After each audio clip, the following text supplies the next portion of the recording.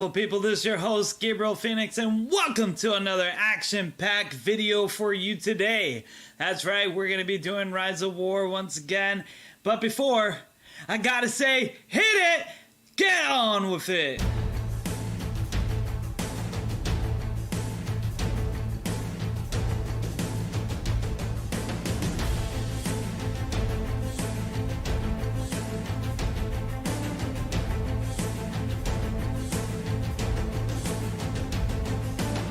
Free to enter the wonderful world now. Alright, you beautiful people, today we're going to be talking about branch cities. Branch cities are really important. Not only they're going to be like, well, think of this. You have five teams of heroes in your thing, and then you're like, well, I have to make a siege team, so I gotta use one of those teams. And then I'm like, but I have all these good heroes and I just don't know what to do with them. I have no clue how to make them, what they're worth, or anything of that such. I have no clue what to do with them. I have my 5 teams. Is that it? Do I just level up my 5 teams? And the answer is no! That's right, we got a thing called branch cities. Branch cities is how you actually continue to move on forward. Most people use them as a waypoint to a map when you want to go somewhere very far, you don't want to go back, and this is where you heal up and you have your main team. I use it for different reasons. I actually use it to extend my force bigger and make them gigantic by adding another 5 teams. That's right, folks, another 5 teams. That's another 15 heroes you can do. Oh, talk about precious. Why would I need so many heroes? Why don't I need so many heroes? That's what you should be telling yourself, right? He knows. All right. Anyways, but back to being a serious note, yes, you actually do need more than 5 teams in case you ever need to split up your armies. So let's take a look here. I have 5 of my majority of my army here, plus a 1 right here to raid in Leto. We're gonna do it in about 10 minutes. You guys get to watch that, so just to show my point. And then over here, there's another city that we're gonna be capturing over here, which is Tennis. And right here we needed to split our teams to capture both points. So what I did was I used 2 teams to get here to attack here with Tennis to help them out while I have my main team over in Leto. And let me tell you folks, they are far from each other. If we go here, Tennis is right here and Leto's over here. They're hours of different parts, so it's not like I can move my troops from one location to another location and get there in time. It'll take me hours apart, and I just won't make it. So that's why it's important to have yourself a branch city. Now, you can name your branch city anything, so you can actually have like a capital, like your main settlement or main city is your capital, and then you have little ones. So you can essentially create your own like city. You know what I mean? So this is really good. It really does extend outwards. Not only that, you can, I mean my own city, I mean my own country.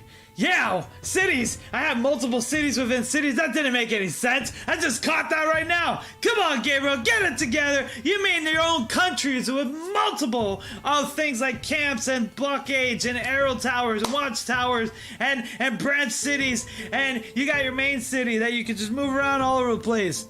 I conquer my own map. But it also helps with alliances that are short on members. So if you're an alliance out there and like, I just don't have enough active players, well, not to be feared, my friend. You can do a branch city and you now can have 10 teams, which is equals enough to, I'm gonna say it, to 4 alliance members, because sometimes those alliance members don't have really good team. They have that one team, but the other ones, forget about helping you in siege. Let me tell you about that. You know what I mean? You're gonna take it down and nobody has siege, damn it. You're like, oh God, we took out the garrison, but we can't take out the building. You know, the walls are just made from the good stuff. You know what I mean? But you can't do it because they didn't bring enough siege powers.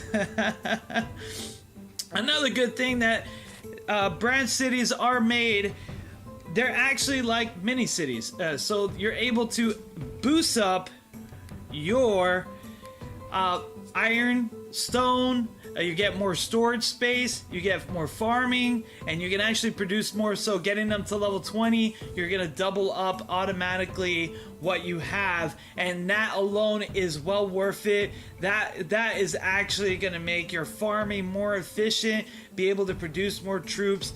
Now it does lose from level 5 to level 10 until you get your altar, which is fame, but the military is pretty much solid. It's on there. You got your own barracks. You get to power up that team. No, these do not work on your other settlement, your other team, your other cities that belong to that city. This only works to this city. So this conquest benefit and buffs and same everything else only works for the team within that city. Same as the fortress, it only works for that particular city itself. But pretty much that's what you're getting. You're gonna get more resources. You're gonna get a bigger cap limit for your storage once you max out the other one in your other cities, which is level 20. Or sorry, it's like I think it's more than level 20. I haven't reached it. We'll figure it out later. But we'll do anyways. The big point is to extend your storage, get more resources. It is a power play. If you're able to make a branch city, do it while you're around level 7 getting to level 8, because level 8 is a little tough. It's gonna require a lot of moolah, a lot of resources, and it's not easy to get that city to main city 8. So what's better than getting a main city 8? Having another city that's level 5! You can probably do it faster! But yeah. Anyways, we got our 3 heroes here. They're all level 20 because I took advantage of something that this city doesn't have in my main one, and that would be a training camp. Now, a lot of people find this very useless. I find it very important because if you're making multiple teams, you just don't have enough time to raid all day. If you're working and you're a normal human being and you're not in your house, and you're not staying in a house or working from home like me where I can play games all day while I work, I still work. But anyways, but pretty much what you can do is you can actually be able to level up multiple of heroes in one sitting. If you do this 4 times to 3 heroes, automatically they're going to be level 20 to 24 depending on their rarity, but they will actually level up into level 20, and right there you can just send them off. Right, we don't have enough for our training because I was training people earlier to build more teams, but yeah, use this.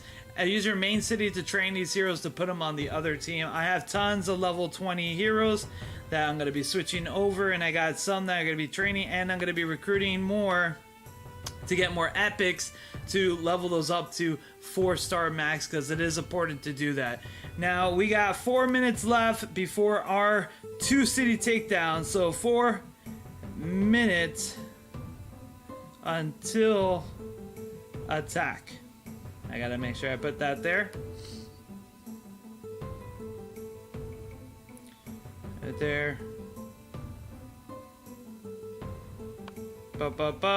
Somebody here is confused. You don't.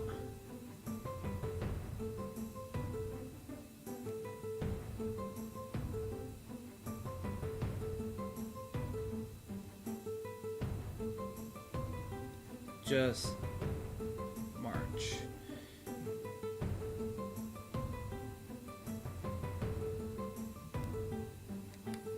Alright, there you go. Sorry, it just took a little break. That's how you communicate with your team neighbors. My neighbors. Ooh. My teammates that who are newer to the game. As you can see, you always have to be You always got to be helpful. You always got to be teaching, and that's why I make these videos. I make these videos for you guys to actually help out with your alliances, your new players, and everything else. Send them on over so that way we can help them out, get them into the game, get this game going, because it is an amazing game. It's a complex, confusing game, but it is amazing. Once you get it down, you can do a lot of stuff here, folks, and that's what I'm talking about. We have 2 minutes left before we're gonna hit, and I'm gonna show you the true power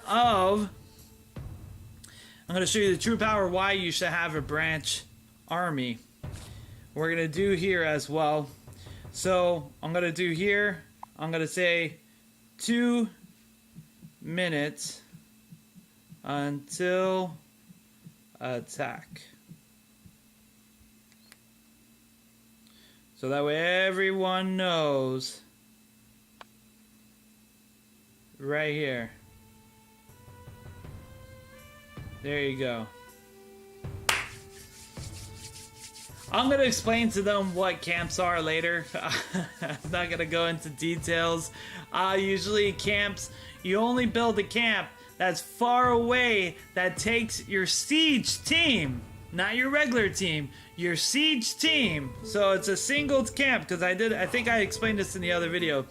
You use your camp here to get your siege team to walk at the same amount of time as your other teammates, because it takes double the time for siege to actually get to a city. So you only use your camps. You don't have to, I wouldn't bother upgrading unless you're going to send multiple siege team to your camps to send that siege, because your regular guys can walk there at a time that camp is built. Camp takes a very long time. It takes about 2 hours to build a camp. And it's gonna just take a long time for them, so it's might as well just walk your guys over there and be there and do it and just get there in time, and then when that camp is done, then you send your other team and then you plot it out. It's important to do your scheduling very properly. Alright, here we go! Attack time! It's time to attack! Let's do it! Sound the horn for Gilliman! Fight on! Do it now! King Gilliman, we follow your lead into battle! We're gonna let him hit first. And then, right here. Boom. Gonna let him hit again. And then what we're gonna do is send her. The reason why you wanna let him hit, just to let everyone know, is because you want to be consistent with the pile up of damage. If you send them all at once, it may not work to everyone's benefit. So right here, we're doing this. We're gonna send... Who's also here? Oh, he's also here. Okay. There you go. We do have a siege team here. We're not sending him in there yet. Boom, boom, boom. They helped out a lot. There you go. Oh! Now we begin the siege. Thank you to Joseph. Well, as you can see, I just took my whole army and I'm sieging this place by myself. Now I gotta switch over here. That's gonna be switching over here. Boom. And we're gonna summon this guy in here. It looks like they're sieging as well. No! Suspend! Oh, I messed up! It's okay. We have enough people in here anyways. Anyway, see, this is why you gotta be careful what you press, people. I just said I wasted 20 gold. I sent it back home. Ah! But it's okay. And as you can see, we're attacking 2 buildings at once. This one, it didn't really need my siege team. There's 9 people here. If I did that to this one, man, I would be in a lot of trouble. So right here, we got our siege team right here. We're gonna be dealing that much damage.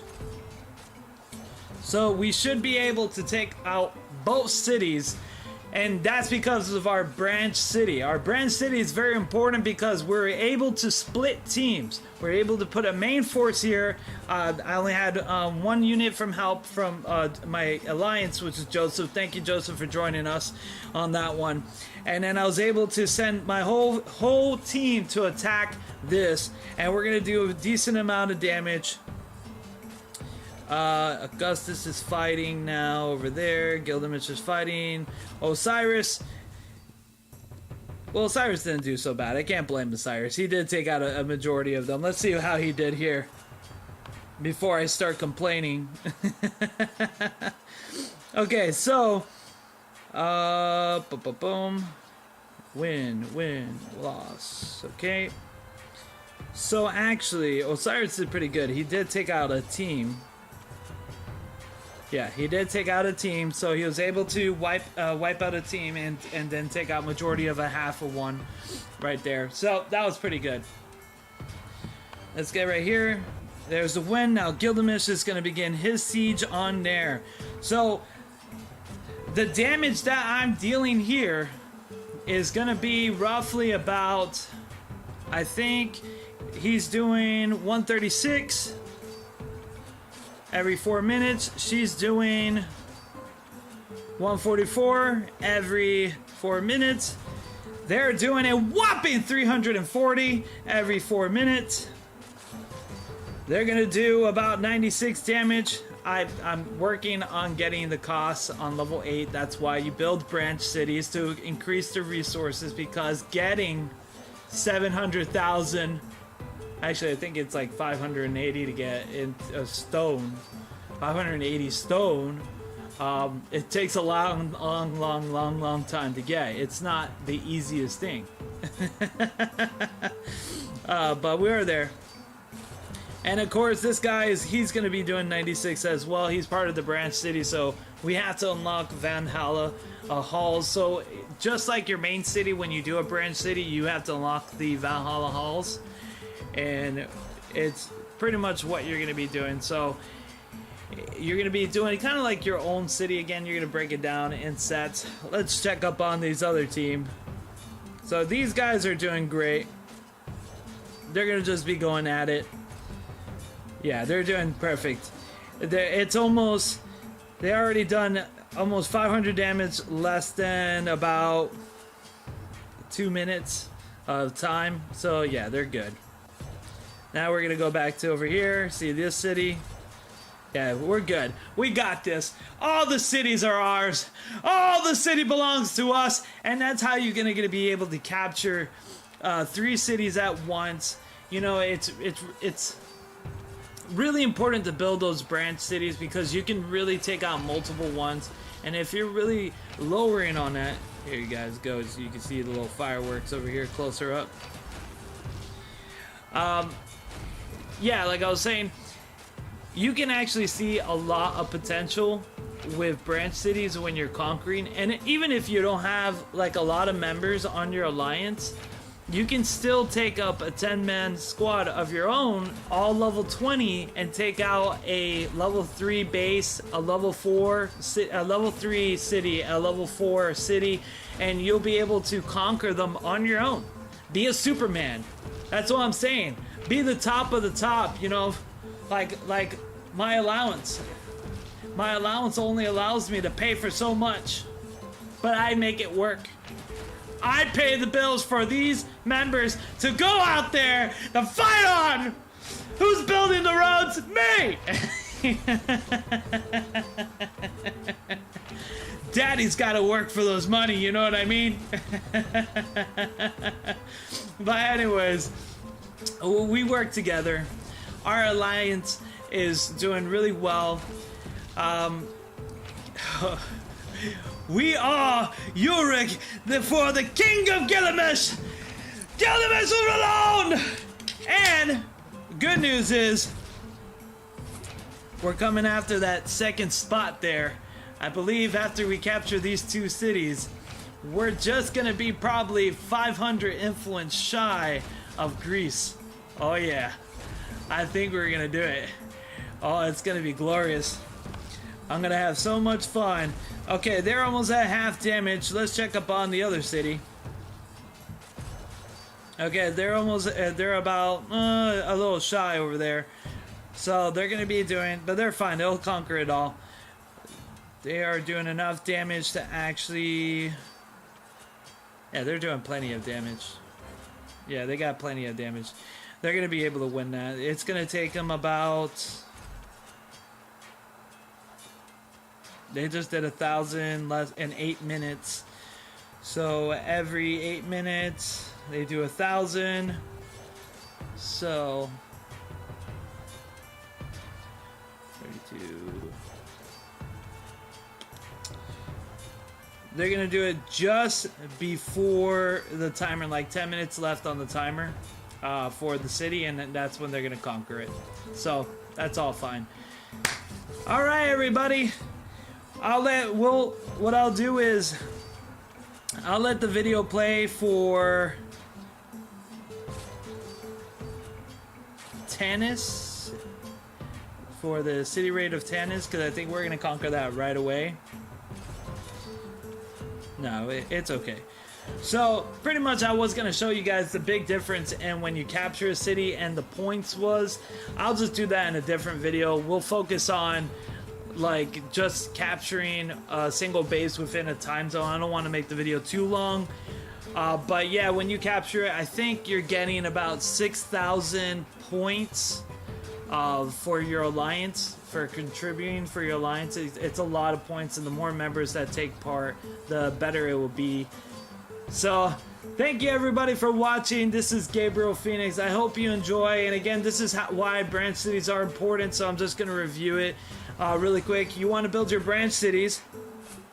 Want to get 5 more teams. You get 5 more teams. You get more resources, so that way you can level them up. You also get your individual buffs for those teams and those walls. You get better storage. You're able to use that land to continue on forward, which allows you to do your separate attack on multiple cities and just have a good time. See, you can do a lot on your own. You can be that Superman. All right, everybody, be that legendary hero you were meant to be. I'll see you again. This is Gabriel Phoenix signing off. Bless you all, and you all have a wonderful day. Goodbye.